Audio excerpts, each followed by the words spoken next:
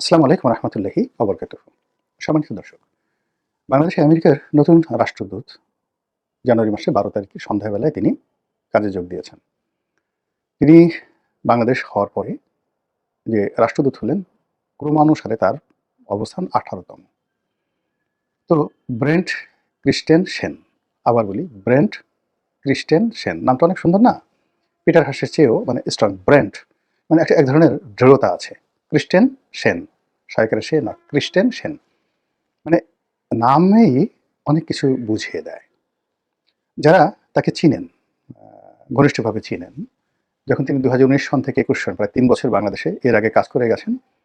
এখানে বাংলাদেশের যে ইকোনমিক বিষয়গুলো এবং রাজনৈতিক বিষয়গুলো, political affairs and financial affairs, American সরকারের এই 2টি বিষয় তিনি বাংলাদেশে যখন দায়িত্ব পালন করেছিলেন 2019 থেকে 21 সন পর্যন্ত, ওই সময়টিতে তিনি বাংলাদেশে এই দায়িত্ব পালন করতে গিয়ে যত রকম কর্পোরেট হাউস আছে, ব্যবসা বাণিজ্যের যত মেগা স্টার আছে, সবার সঙ্গে তার ওঠা বসা আছে। সরকারের ভিতরে বাইরে সবাইকে তিনি ছিলেন। আর একই সঙ্গে যেহেতু তিনি রাজনীতির বিষয়াদিও দেখতেন, পলিটিক্যাল অ্যাফেয়ার্স, তো এই কারণে বাংলাদেশের যত রাজনীতিবিদ আছেন, প্রথম শ্রেণীর রাজনীতিবিদ প্রায় সবার সঙ্গে তার একটা ব্যক্তিগত সম্পর্ক ছিল এবং এখনও আছে। তো যারা ব্যক্তিগতভাবে তাকে চিনেন, তারা খুব ভালো করে জানেন যে তার মেধা, তার যোগ্যতা এবং তার গ্রহণযোগ্যতা, তার দৃঢ়তা, তার যে ব্যক্তিত্ব, এটা অতীতে মার্কিন যুক্তরাষ্ট্রের যে সকল আলোচিত রাষ্ট্রদূত যারা ছিলেন তাদের থেকে একেবারে আলাদা, সম্পূর্ণ আলাদা। সেক্ষেত্রে আমাদের স্বাধীনতা যুদ্ধের সময় যিনি বাংলাদেশের চার্জ দ্য অ্যাফেয়ার্স ছিলেন, অনেকটা তার সঙ্গে তুলনা করতে পারেন। এর বাইরে Peter de Haas, William B Milam, কিংবা ধরুন সেই ড্যান ডব্লিউ মজিনা বা মার্শাল বার্নিকাট বুম, মানে এই মানুষগুলোদের সাথে যদি তুলনা করেন, তারা অনেকটা লিবারেল, একেবারে সাধারণ একজন রাষ্ট্রদূতের মতো। কিন্তু এই ভদ্রলোক যিনি আসতেছেন বা এসছেন, সেটা হলো ব্রেন্ট ক্রিস্টেন সেন। তার ভিতরে যে লিডারশিপ কোয়ালিটিটা, ব্যক্তিত্বটা, লেখাপড়া এবং বাংলাদেশ সম্পর্কে তার যে স্টাডি, এটা অতীতের যে কোনো রাষ্ট্রদূতের চাইতে বেশি। 2 নম্বর হলো যে তিনি এখানে যে সময়টাতে ছিলেন, আওয়ামী লীগ জমানাতে আমেরিকার সাথে তার অনেকগুলো বড় বড় ডিল তিনি করেছিলেন, পলিটিক্যাল এবং ইকোনমিক্যাল। আর সে সকল ডিলের মধ্যে কেবল যে মাত্র সরাসরি আমেরিকার বাংলাদেশের ব্যবসায়িক বিষয়াদি ছিল তা নয়। আমেরিকার যে সকল বন্ধু রাষ্ট্র আছে, যাদের সঙ্গে আমেরিকার খুব ভালো ব্যবসা বাণিজ্য চলছে, তো সেই সকল ব্যবসা বাণিজ্যগুলো করা আর পলিটিক্যাল বিষয়াদি করা এবং চীনের সঙ্গে বাংলাদেশের একটা ব্যারিকেড তৈরি করার ক্ষেত্রে তিনি শতভাগ সফল হয়েছিলেন ওই সময়টিতে। 2019 থেকে 21 পর্যন্ত তার ওই জমানাতে চীন শত চেষ্টা করেও শেখ হাসিনার ধারের কাছে যেতে পারেনি। 2 নম্বর হলো, যেটা ড্যান ডব্লিউ মজিনার সময়টিতে রাষ্ট্রদূত পর্যায়ের কর্মকর্তাদের সঙ্গে যে একটা খারাপ সম্পর্ক হয়েছিল শেখ হাসিনার, সেই সম্পর্কটাকে তিনি এই সময়টাতে নিউট্রাল করে ফেলেছিলেন, একেবারে নিউট্রাল করে ফেলেছিলেন। এবং আওয়ামী লীগের যত লোকজন আছে, যারা শীর্ষ পর্যায়ের লোকজন আছে, মোরালেস সবার সঙ্গে তার একটা ভালো সম্পর্ক, ব্যক্তিগত সম্পর্ক। আপনার পররাষ্ট্রমন্ত্রী সাবেক ডক্টর মোমেন তার একটি সাক্ষাৎকার দেখেছেন, এবং সেই সাক্ষাৎকারে তিনি বলেছেন যে ব্রেন্ট ক্রিস্টেন সেন তার খুব ঘনিষ্ঠ বন্ধু।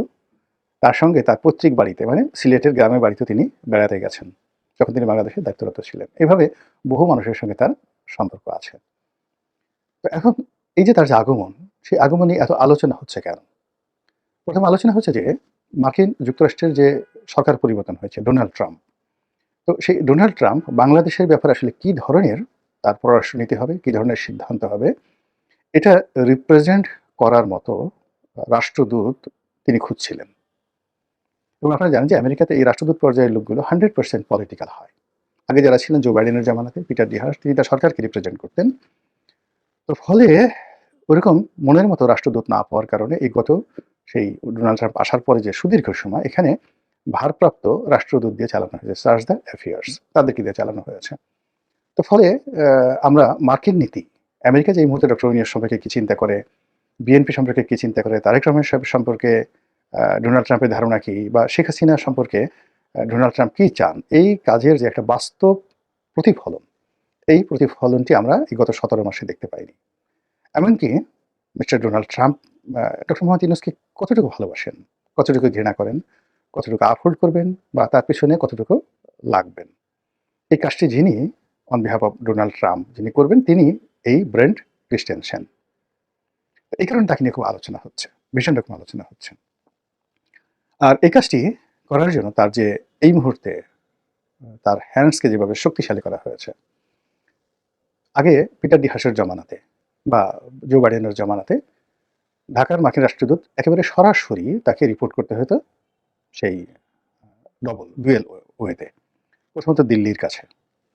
আর মার্কিন পররাষ্ট্র দপ্তরের দক্ষিণ এশিয়া বিষয়ক যে ডেস্ক রয়েছে তার প্রধান ছিলেন মিস্টার ডোনাল্ড লু, তার সঙ্গে এর বাইরে তার কোনো যোগাযোগ ছিল না। কিন্তু দিস জেন্টলম্যান, উনি প্রথমত যে ওনার যিনি প্রতিরক্ষা মন্ত্রী ডোনাল্ড ট্রাম্পের এবং যিনি পররাষ্ট্রমন্ত্রী এবং স্বয়ং ডোনাল্ড ট্রাম্প, এই তিনজনের সঙ্গে তার একটা ব্যক্তিগত সম্পর্ক রয়েছে।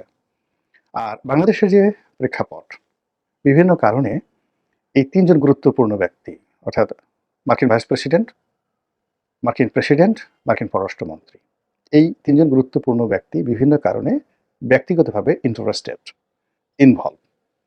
যেমন মোদির সঙ্গে, নরেন্দ্র মোদির সঙ্গে ডোনাল্ড ট্রাম্পের ব্যক্তিত্ব বন্ধুত্ব এবং শত্রুতা, এর সঙ্গে ট্রাম্প এবং ট্রাম্প পরিবার জড়িত, এবং এর সঙ্গে ব্যবসা বাণিজ্য আদানি, আদভানি, তারপরে শেষে হিন্দুজা, এরপরে আম্বানি, এই পরিবারগুলো জড়িত।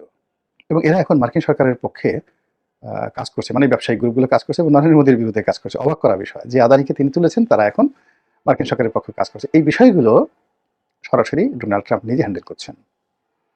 বার্মা অ্যাক্ট, অর্থাৎ মায়ানমারের সাথে রোহিঙ্গাদের সাথে যে সমস্যা, এটাও তাকে ভাবিয়ে তুলেছে। চীনের সাথে এই মুহূর্তে তার যে সমস্যা, সেই সমস্যার কারণে বাংলাদেশের ব্যাপারে মিস্টার ডোনাল্ড ট্রাম্প সরাসরি যেভাবে ইন্টারেস্ট দেখাচ্ছেন, ইতিপূর্বে এই দেশকে নিয়ে কোনো মার্কিন প্রেসিডেন্ট সরাসরি এভাবে হ্যান্ডেল করেননি। থার্ডলি, বাংলাদেশের কোনো পলিটিশিয়ানের সাথে কোনো মার্কিন প্রেসিডেন্টের পারিবারিক সম্পর্ক হয়নি, যেটি ডোনাল্ড ট্রাম্পের সঙ্গে শেখ হাসিনার সম্পর্ক আছে, পারিবারিক সম্পর্ক। দ্বিতীয়ত, বাংলাদেশের রাষ্ট্র ক্ষমতায় যাকে বলা হয়, কোনো লোক কখনো বসেনি যার সঙ্গে মার্কিন প্রেসিডেন্টের ব্যক্তিগত শত্রুতা, ঈর্ষা, ক্ষোভ ছিল, যেটা ডক্টর মোহাম্মদ ইউনূসের সাথে ডোনাল্ড ট্রাম্পের আছে। এবং তিনি যে ওই যে একটা মাইক্রো ক্রেডিটের একটা লোক আছে না, মাইক্রো ক্রেডিট, ক্ষুদ্র ঋণের যে একটা গায়কের গা রস্যই GUI, গাই, এভাবে তিনি একটা তাচ্ছিল্য করার চেষ্টা করেছেন। এইরকম আপনি অতীতে কোনো দিন বাংলাদেশের কোনো রাষ্ট্রপ্রধান বা সরকার প্রধানকে নিয়ে মার্কিন প্রেসিডেন্টের মতো পর্যায়ে থেকে এই ধরনের মানে স্ল্যাং ল্যাঙ্গুয়েজ, তারপর সে টিপ্পনী কাটা, এই ধরনের কখনো ঘটেনি। তাহলে বোঝার চেষ্টা করুন যে একদিকে আওয়ামী লীগের সঙ্গে, আওয়ামী লীগের নেতাকর্মীদের সঙ্গে এই বর্তমান রাষ্ট্রদূতের সম্পর্ক, তার অভিজ্ঞতা, তার দৃঢ়তা, অতীতে তার সফলতা, নতুন সরকারের বাংলাদেশ সম্পর্কে তার পলিসির পরিবর্তন, আর ডক্টর মোহাম্মদ ইউনূসের সঙ্গে ডোনাল্ড ট্রাম্পের যে রসায়ন, সেই সব কিছু মিলিয়ে এই নতুন যে রাষ্ট্রদূতের যে আগমন, উনি যেদিন থেকে মনোনয়ন পেয়েছেন, তার নামটা উচ্চারিত হচ্ছে, সেই দিন থেকে আমাদের যে কূটনীতির মহল, যারা আমেরিকা বাংলাদেশ সম্পর্ক বোঝেন, আমেরিকা রাশিয়া এবং ভারতের সম্পর্কটা বোঝেন, এবং এই মুহূর্তে বাংলাদেশে আমেরিকার যে ইন্টারেস্টগুলো যারা কাউন্ট করতে পারেন, তারা সবাই এই 12ই ফেব্রুয়ারি নির্বাচন, তারপর হানা ভোট, এনসিপি, জামাত কি করলো, জামাতের সঙ্গে এনসিপির ঐক্য হলো কি হলো না, বিএনপির কে মনোনয়ন পেল কি পেল না, তারেক রহমান সাহেব দেশে এলেন কি এলেন না, এই টোটাল বিষয়গুলোর চাইতে যারা ডিপ্লোম্যাটিক এক্সপার্ট ইন বাংলাদেশ, তাদের কাছে এই মার্কিন রাষ্ট্রদূতের বাংলাদেশে নিয়োগ এবং তার আগমন অনেক গুরুত্বপূর্ণ। এবং তিনি এসেছেন জানুয়ারি 12 তারিখে। আসার পরদিন থেকেই সর্বস্তরে আওয়ামী লীগের যারা লোকজন রয়েছেন, তাদের মধ্যে একটা খুশির বন্যা বয়ে গেছে। এবং এই কয়েকদিনে আপনি তৃণমূলে এমন কিছু ঘটনা ঘটেছে, বিভিন্ন কোর্টে, কাছারিতে, আওয়ামী লীগের নেতাকর্মীদের মধ্যে, দিল্লিতে, তারপর আমেরিকাতে, সব জায়গাতেই আপনি দেখবেন যে মানে প্রত্যেকটা আওয়ামী লীগের লোকজনের চোখে মুখে একটা পূর্ণিমার চাঁদের আভা চলে আসছে। এই ধারাবাহিকতায় এই প্রথম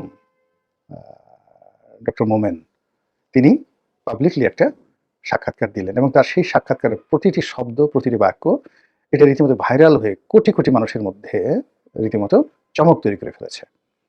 প্রবাসী সাংবাদিক সুলতানা রহমান, একসময় বাংলাদেশে খুব নামকরা সাংবাদিক ছিলেন, তার যে পড়কার, সেখানে তিনি যে সাক্ষাৎকার দিয়েছেন, এখন এটা talk of the country, viral. এবং যখনই তিনি কথাবার্তা বলছেন, আপনি দেখেন মোমেন সাহেব, তার কথাবার্তার মধ্যে, তার চেহারার মধ্যে আপনি দেখবেন যে তার আত্মবিশ্বাস কোন পর্যায়ে। এবং তিনি এই বর্তমান রাষ্ট্রদূত সম্পর্কে খোলামেলা যে কথাগুলো বলেছেন, সেই খোলামেলা কথাবার্তার মধ্যে আপনি কি কোনো ইঙ্গিত পেলেন নাকি পেলেন না? আমার কাছে কিন্তু বিষয়টি মনে হচ্ছে যে উনি আসার পরে যে রাজনীতির যেটা স্বাভাবিক স্রোত বা গতিধারা, এটা পরিবর্তিত হবে। নতুন কিছু দেখতে পাবেন, নতুন কিছু শুনতে পাবেন। মহান আল্লাহ আমাদের সবার কল্যাণ করুন। আসসালামু আলাইকুম ওয়া রাহমাতুল্লাহি ওয়া বারাকাতুহু।